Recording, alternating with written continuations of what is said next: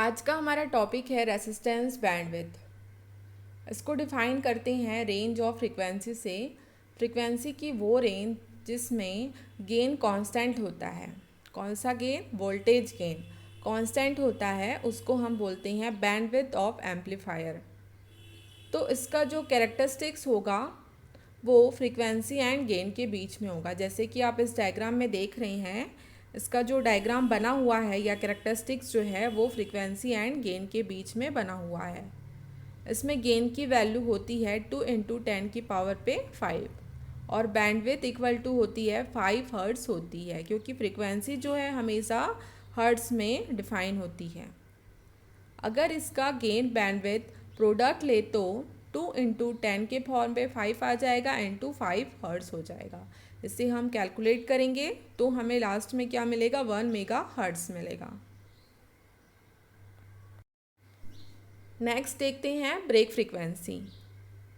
जहाँ पर gain voltage gain की वैल्यू 0 है तो इस कंडीशन में फ्रीक्वेंसी भी 0 हर्ट्स होगी, तो इसको ब्रेक फ्रीक्वेंसी कहा जाता है और इसको डिनोट करते हैं F0 से। नेक्स्ट आता है हमारा यूनिटी गेन बैंडविड्थ। फ्रीक्वेंसी जिसमें गेन इक्वल टू 1 है, वोल्टेज गेन इक्वल टू 1 है, तो उसे हम कहेंगे यूनिटी गेन बैंडविड्थ। इसको डिनोट करते हैं UGB से। नेक्स्ट देखते हैं रिलेशनशिप। तो आपको यहाँ पे UGB की वैल्यू 2 टाइप्स की दिख रही है। एक तो आपको दिख रहा है UGB इक्वल टू AF0 और सेकंड दिख रहा है आपको UGB इक्वल टू AFFF दिख रहा है। तो यहाँ पे जो UGB है वो क्या है? यूनिटी गेन बैंडविड्थ है। एंड सेकंड वैल्यू हमें जो मिल रही है वो कहाँ से मिल रही है? Single break frequency of opamp इससे मिल रही है। तो इस कंडीशन में सिंगल ब्रेक फ्रीक्वेंसी ओपैम में क्या हो जाएगा? UGB इक्वल टू AFFF हो जाएगा। तो यहाँ पे जो FF और AF है ये क्या है? AF इक्वल टू क्या है? Close loop voltage gain and FF equal to बेन विथ फीडबैक फ्रीक्वेंसी है। अब इन दोनों की वैल्यू हमें मिल गई है, UGB की 2 टाइप्स की वैल्यू हमें मिली है, तो ये दोनों वैल्यू को हम एक दूसरे के इक्वल कर देंगे। मीन्स AF0 इक्वल टू क्या हो जाएगा? FF और AF हो जाएगा।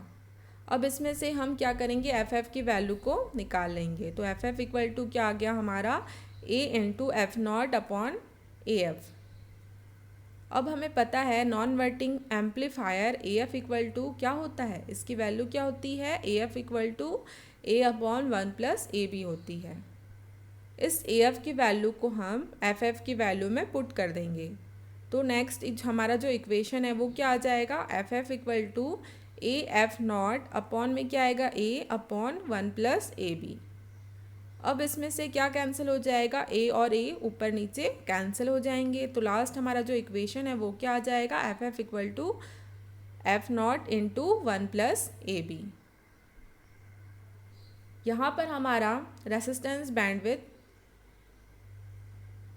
कंप्लीट हो गया। FF इक्वल टू क्या आया हमारा यहाँ पे? F0 into 1 plus AB।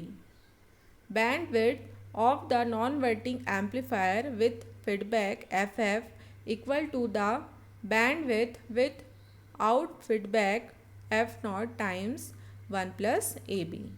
This is resistance bandwidth. Next देखते हैं हम output offset voltage. Total output offset voltage with feedback of series feedback amplifier. Output offset voltage मैंने आपको पहले भी बताया है, जहाँ पर आप लोगों ने पढ़ा था अगर हम ओपैम में 0 इनपुट अप्लाई करते हैं तो हमें आउटपुट भी 0 मिलना चाहिए आउटपुट ऑफसेट वोल्टेज से। बट ऐसा होता नहीं है। प्रैक्टिकली हम जब ये करते हैं तब हमें कुछ तो अमाउंट ऑफ आउटपुट वोल्टेजेस हमें ज़रूर मिलता है, लेकिन हम चाहते हैं कि हमें आउटपुट भी 0 मिले, क्योंकि हमने इनपुट 0 अप्लाई किया है तो आउटपुट भी हमको 0 मिले। तो इस कंडीशन में हम इनपुट पे means positive and negative terminal में हम नेगेटिव वोल्टेजेस अप्लाई करते हैं। एक्सटर्नल वोल्टेज जिसे कहते हैं वो हम इसमें अप्लाई करते हैं, जिससे हमें क्या मिलता है? आउटपुट भी 0 मिलता है। इसे कहते हैं हम आउटपुट ऑफसेट वोल्टेज। अगर इनपुट इक्वल टू 0 है तो आउटपुट भी 0 होना चाहिए। This is output offset voltage. क्योंकि जो इफ़ेक्ट होता है इनपुट ऑफसेट वोल्टेज और करंट का ऑफसेट वो लार्ज होता है, तो इस कंडीशन में इसमें जो गेन होगा नॉन वर्टिंग एम्पलीफायर का वो चेंज होगा ए से ए अपॉन 1+AB में। और total output offset voltage with feedback ये क्या होगा, ये होगा 1/1+AB।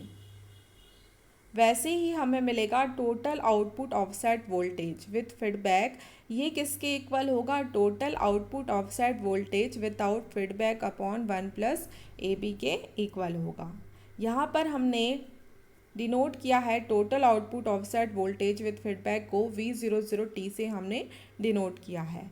वैसे ही आप यहाँ पे देख रहे हैं total output offset voltage without feedback, इसे हमने डिफाइन किया है सैचुरेशन वोल्टेज से। सैचुरेशन वोल्टेज का क्या होता है, आपने देखा था आउटपुट ऑफसेट वोल्टेज में इनपुट में हम देख रहे थे positive and negative terminal, means two type के वोल्टेजेस थे, एक पॉजिटिव वोल्टेज था और एक नेगेटिव वोल्टेज था, जिसे हम कहेंगे सैचुरेशन वोल्टेज। तो ये सैचुरेशन वोल्टेज को हम डिफाइन करते हैं या डिनोट करते हैं वी सेट से, अपॉन क्या आ गया 1+AB आ गया।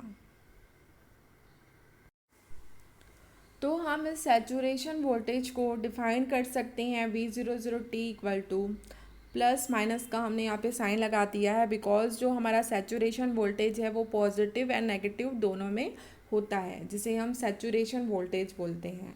तो इसे हमने इस तरीके से लिख दिया, अपॉन में क्या आ गया 1+AB आ गया। यहाँ पर जो है 1/1+AB है वो ऑलवेज लेस देन 1 होगा। This is total output offset voltage with feedback of series feedback amplifier.